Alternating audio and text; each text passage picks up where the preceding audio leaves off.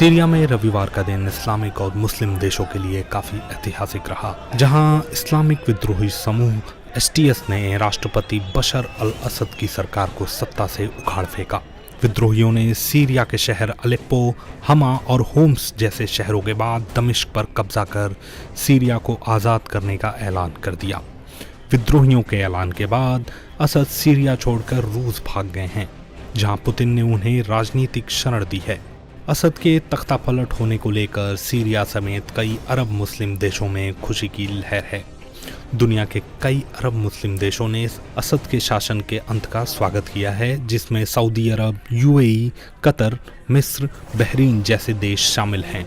आइए जानते हैं कौन सा मुस्लिम देश असद के तख्तापलट पर क्या बोला। सऊदी अरब। सऊदी अरब के विदेश मंत्रालय ने एक बयान जारी कर कहा है कि वो अपने भाईचारे वाले देश सीरिया में तेजी से हो रहे घटनाक्रम पर नजर रख रहा है। सऊदी अरब की ओर से बयान में कहा गया है कि सऊदी अरब सीरियाई लोगों की सुरक्षा करने, हिंसा को रोकने और सीरिया की सरकारी संस्थाओं और संसाधनों को संरक्षित करने के लिए उठाए गए सकारात्मक कदमों से संतुष्ट है। सऊदी अरब अंतर्राष्ट्रीय समुदाय से सीरियाई लोगों के साथ खड़े होने और उनका सहयोग करने का आह्वान करता है। इसके साथ ही अंतर्राष्ट्रीय समुदाय को सीरिया के घरेलू मामलों में दखल देने से बचना चाहिए। यूएई के राष्ट्रपति के राजनयिक सलाहकार अनवल गरनाश ने असद के तख्तापलट के बाद कहा कि सीरिया अभी भी संकट से बाहर नहीं निकला है और वहां उग्रवाद, आतंकवाद मुख्य चिंता का विषय बने हुए हैं। अनवर गरनाश ने असद के पतन के लिए राजनीति की विफलता को जिम्मेदार ठहराया और कहा कि उन्होंने यूएई और बाकी अरब देशों की तरफ से दी गई लाइफलाइन का इस्तेमाल नहीं किया। इसके साथ ही आपको बता दें कि यूएई में कई जगह असद के तख्तापलट के बाद जश्न भी मनाया गया है।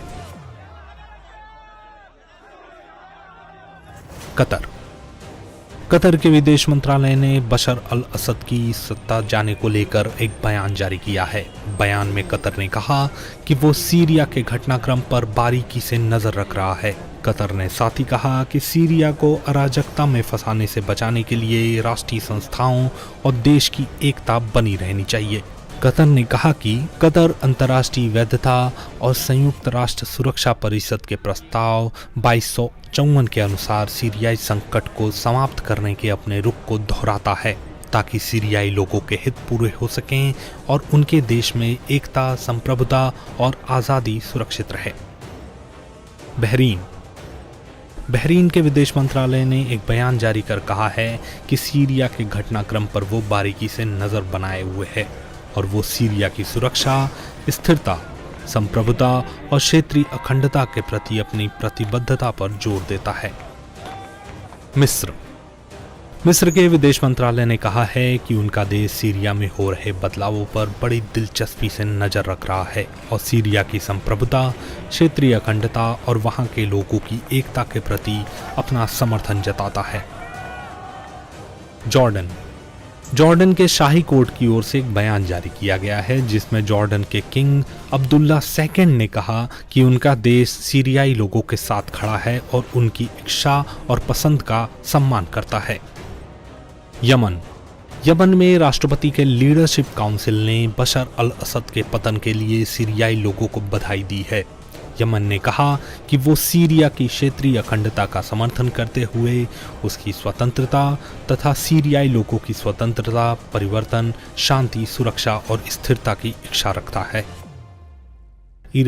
इराक ने कहा कि इराक सीरिया में हो रहे घटनाक्रम पर नजर रख रहा है। इसके साथ ही इराक ने सीरिया के घरेलू मामलों में हस्तक्षेप न करने और किसी एक पक्ष को दूसरे के मुकाबले अधिक समर्थन न देने के महत्व पर बल दिया है। इराक ने साथ ही कहा कि इस तरह के हस्तक्षेप से केवल संघर्ष और विभाजन ही बढ़ेगा।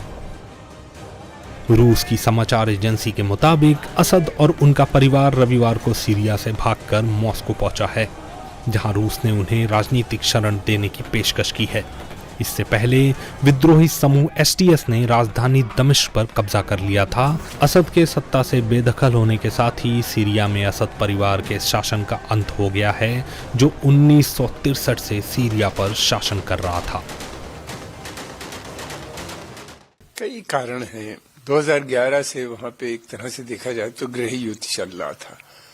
पहले अपराइजिंग थी, अरब अपराइजिंग, जो प्रो डेमोक्रेसी के लोग थे वो लड़ रहे थे। फिर बाद में अलकायदा वहां पे आ गया, दाइश फिर आ गई। इन लोगों ने वहां पे खिलाफत कायम कर दी, वो कई साल रही, 2-3 साल, उसकी वजह से सब बर्बाद हो गया, इराक भी और सीरिया भी। फिर उसके अलावा ये भी था कि तब से इनका पूरा कंट्रोल तो था नहीं मुल्क के ऊपर। कभी कहीं प्रॉब्लम थी, कभी कुर्दिश की प्रॉब्लम थी, तो कभी ये मिलिटेंट ग्रुप इदलिब सिटी में काफ़ी स्ट्रांग थे। फिर इनका इंटरवेंशन बराबर रहता था। टर्की और इजराइल लगातार पिछले कुछ दिनों से हम देख रहे हैं बॉम्बिंग कर रही थी। इनके जितने वेपन डिपो थे उसको बहुत से अधिकतर को उसने डिस्ट्रॉय कर दिया था। फिर उसके अलावा ये था कि ये आतंकवादी जो ग्रुप हैं वो अपने को अब आतंकवादी नहीं कह रहे हैं, लेकिन इनका पास तो वही है तहरीर अल शम्स का। ये पहले जबहत अल नुसरा थी जो कि एक उसका ग्रुप था, अलकायदा का ग्रुप था। तो ये सारे लोग जो थे लगातार एक के बाद इंसिडेंट होते गए, ये कमजोर होते गए। रेवेन्यू था नहीं, स्टेट फेल हो चुकी थी, और फिर सेना ने लड़ने से भी इनकार किया। अधिकतर लोगों ने, उनको लगा कि वो सेना अपने ही लोगों को मार रही है, तो वो उसमें डिसर्शन शुरू हो गया और उनका पतन हो गया। सवाल है कि क्या एक तानाशाह के जाने के बाद दूसरा तानाशाह सीरिया की धरती पर काबिज होने जा रहा है? अगर ये आतंकवादी ग्रुप इराक में आते हैं तो मैं समझता हूं कि कोई खतरा बन सकता है। और वहां पे तेल की सप्लाई है, वहां पे एक दोबारा से अराजकता फैलती है, तो वो एक खतरे का विषय बन सकता है। और अगर ये सीरिया के अंदर सीमित रहते हैं और वहीं पे इनके आपस में झगड़े होते हैं या एक स्टेबल गवर्नमेंट बनाते हैं, तो इमीडिएट इतना खतरा नहीं होगा भारत को। हाँ, इससे पहले की जो हुकूमत थी वो सेकुलरिज्म पे विश्वास था उसका, हालांकि थे वो भी काफी डिक्टेटोरियल रिजीम थी, तानाशाह की तरह काम करते थे। अब देखना यह है, लगता ऐसा है कि एक तानाशाह को दूसरा तानाशाह तो कहीं रिप्लेस नहीं कर रहा, इस बात का खतरा जरूर नजर आता है। सर, बात करें अमेरिका के डोनाल्ड ट्रंप की, ट्रंप के बयान पे हमारी लड़ाई नहीं है, यहाँ से अंतर्राष्ट्रीय प्रधानमंत्री जीत जा सकती है। देखिए, ये ट्रंप साहब को कोई जरूरत नहीं लड़ने की। उनका काम मैं समझता हूँ कि जो संगठन थे वहां के ऊपर, तहरीर अल शम्स जिसने बशर अल असद को हटाया है सत्ता से, उन्हीं ने कर दिया। और दूसरी बात यह है कि अमेरिका की बेसिक पॉलिसी जो थी रिजीम चेंज की थी, तो रिजीम चेंज हो ही गया। अब उनके माध्यम से अब ये देखना है कि आने वाली रिजीम के किस तरह के संबंध होते हैं अमेरिका के साथ।